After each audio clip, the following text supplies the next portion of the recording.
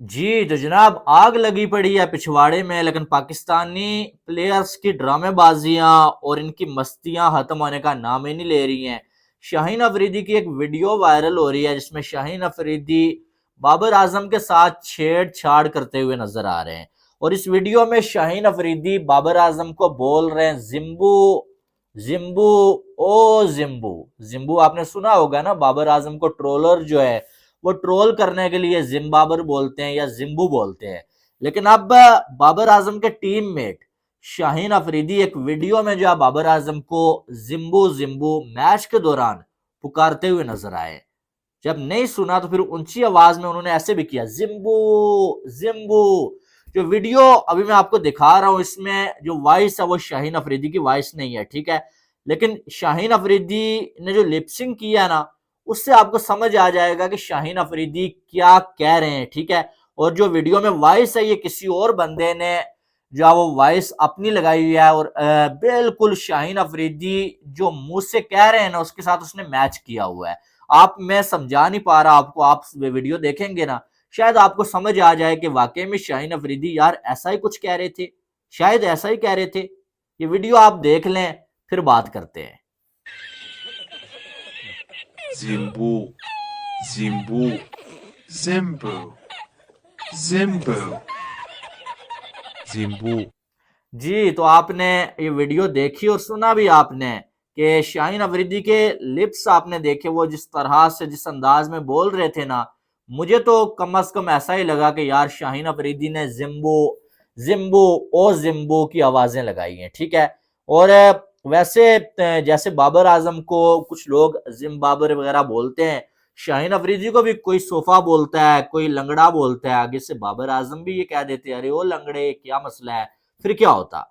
चले ये तो बात की बात है, लेकिन यार दुख इस बात का है कि आप जो है वो बांग्लादेश से व्हाइट वॉश हो गए, आप इंग्लैंड के सामने आपको 800 रन पड़ रहा है भाई। आपने सारे बॉलर्स ने कोई ऐसा बॉलर नहीं रहा जिसने सेंचुरी ना खाई हो। यानी कि क्रिकेट की तारीख में पहली बार ऐसा हुआ कि किसी टेस्ट मैच में जितने बॉलर्स ने बॉलिंग की है एक टीम के सब बॉलर्स ने सेंचुरियां खा ली हैं। पाकिस्तानी बैटर्स ने इतने रन्स नहीं बनाए जितने पाकिस्तानी बॉलर्स ने खा लिए।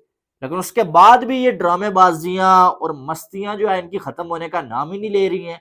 और ये अपनी दुश्मनियां अपनी अपना जो बुग्ज है वो मैच के दौरान एक दूसरे के ऊपर निकाल रहे हैं, एक दूसरे को आवाजें कस रहे हैं भाई। कोई जिम्बू बोल रहा है, कोई कुछ बोल रहा है, ठीक है मानते हैं कैप्टनसी का मामला है भाई, इन दोनों के दरमियान कोई आपस में बनती नहीं है। लेकिन जब एक टाइम होता है हर चीज का, आप जलील हो रहे हो यार, आपको मार पड़ रही है, आप जो है टेस्ट मैच में T20 बना के जो है वो आपने कुट खाई है, 850 तकरीबन रन आपने खा लिया, वहां पर आप ये ड्रामेबाजियां और ये जो है वो मौज मस्ती में लगे हुए हैं। और यकीन माने कल जब आखिर में पाकिस्तानी बल्लेबाज आउट हो रहे थे ना, बाहर जाके वो हंस रहे थे, यहाँ पर फैंस का बुरा हाल था, लेकिन पाकिस्तानी बॉलर्स और बैटर्स जो है वो ड्रेसिंग रूम में बैठ के हंसते हुए नजर आ रहे थे यार। कैमरा मैन तो किसी को नहीं बख्शता है, वो तो सब पे कैमरा लगा देता है, और सबके चेहरे जो है नजर आ रहे थे कि बड़े आराम के साथ वो हंस रहे थे यार। तो ये चीजें जो आप फैंस को बड़ा हर्ट करती हैं कि जब आप जो है मैच भी हार रहे हो, आप एक मैच ना जीत पा रहे हो, और उसके बाद आप फिर जो है वो कोई आपके चेहरे पे कोई शर्मिंदगी ना हो, कोई ऐसा लगे ही ना कि यार मैच हारने से आपको दुख हुआ है, या ऐसा लगे ही ना कि यार आप शर्मिंदा हैं, आप मैच हारने की वजह से आप दुखी हैं कि यार हम जो है वो इंग्लैंड के सामने अपने घर में एक इनिंग्स से मैच हार गए। आपको कोई दुख नहीं है कि यार पहली इनिंग्स में पहली बार क्रिकेट की तारीख में ऐसा हुआ कि आपने जो 556 रन बना दिए किसी टीम ने, और वो टीम फिर उस मैच को एक इनिंग्स से हार गई, कैसे हो सकता है। इन चीजों का कोई, हमें इतना दुख होता है, इन खिलाड़ियों को कोई दुख नहीं होता है यार वैसे क्या।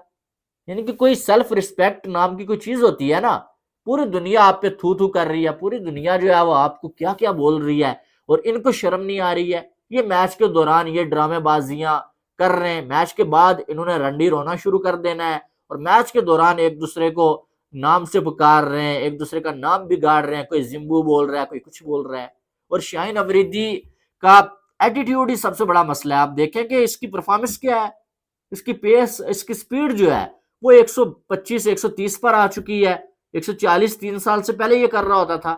तो ये जो है वो मजदूरों की तरह जो बॉलिंग कर रहे हैं, और फिर जो है वो मैच के दौरान इनको ये ड्रामेबाजियां और ये चीजें जो है वो आ रही हैं कि भाई एक दूसरे को किस नाम से पुकार रहे। हालत इनकी ये है कि जो है वो एक और चीज रिवील हुई है कि मैच के दौरान जो है वो जब जो है वो मेरे ख्याल में तीसरा दिन था, तीसरा दिन खत्म होने वाला था ना, तो ये हुआ कि नसीम शाह को जो है वो अजहर महमूद ने बोला कि यार अभी 5-6 ओवर बाकी हैं, तो तुम ऐसा करो थोड़ी जान मार के 3 से 4 ओवर्स कर लो, और कहीं हम जो है वो हैरी ब्रोक और जॉय रूट में से शायद हमें कोई एक विकेट मिल जाए। तो आगे से नसीम शाह का जवाब क्या था आपको मालूम है? नसीम शाह का जवाब था कि मैं हाथ जोड़ता हूं, मुझे आप बॉलिंग के लिए मत बोलें। अब एक बार भी आपने मुझे बॉलिंग के लिए बोला तो मैं यहां पर गिर जाऊंगा। मेरे अंदर अब और ताकत नहीं बची हुई है, मैं बॉलिंग कर सकूं। ये कौन कह रहा है? पाकिस्तानी टीम का सबसे जवान लड़का, यंग लड़का, जिसको जो है वो कहते हैं कि वो फिट है, जिसको पाकिस्तानी टीम का फ्यूचर माना जाता है, वो कह रहा है कि मैं बॉलिंग नहीं कर सकता, मैं थक गया हूं। ये इनकी फिटनेस का हाल है। और जब बाबर आजम और साथ में मिकी आर्थर वगैरह जब पाकिस्तानी टीम के साथ थे, इन्होंने फिटनेस टेस्ट ही खत्म कर दिया था। यो टेस्ट एक होता था जो कि सबसे हाई लेवल का जो होता है, और उसको खत्म ही कर दिया इन्होंने कि यार हमें जरूरत ही नहीं है कि हम किसी को अपनी फिटनेस दिखाएं, हम तो फिट है भाई। और बस जो है वो ड्रामेबाजी लगी हुई थी। और आज ये हालत है कि आपका मैन बॉलर जो है वो कहता है मैं ओवर नहीं करूंगा, मैं थक गया हूं। यानी कि वो टेस्ट क्रिकेट में इंटरेस्ट ही नहीं ले रहे हैं बॉलर्स। और शायद जिस तरह की ये पिचेस बना रहे हैं ना पाकिस्तान में, आने वाले टाइम में आमर और वहाब रियाज की तरह शाहीन नसीम इनमें से भी कोई बहुत जल्द शायद जो है रिटायरमेंट का ऐलान कर दे।